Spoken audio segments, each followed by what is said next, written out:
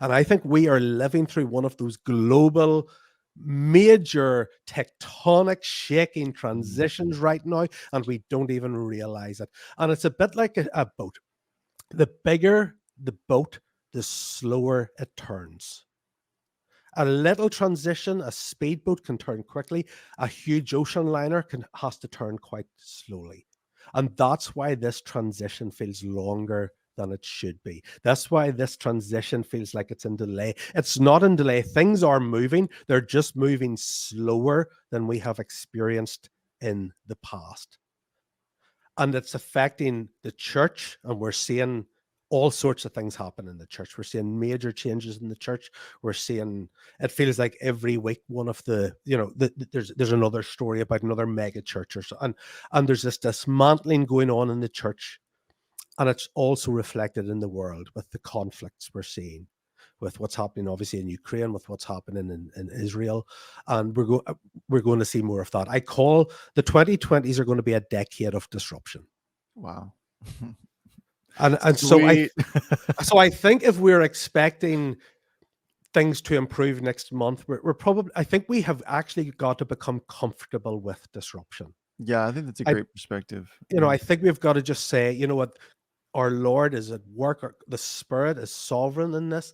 We have got to become comfortable in disruption. We have got to understand that this is the period that, and here's the thing, God could have chosen you to live at any period in human history. You could have been born in the 40s. You could have been born in the 90s or in the 60s. You could have been born 15 years from now. God chose you. God looked into all eternity and said, I need you alive for such a time as this.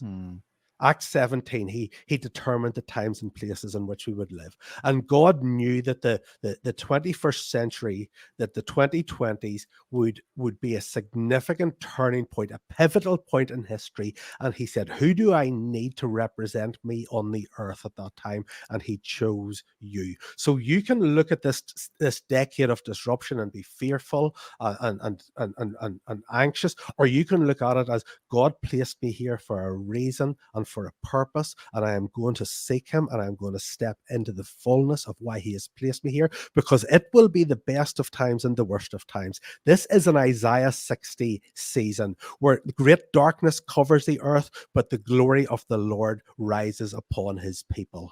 And so we're going to see gory and glory.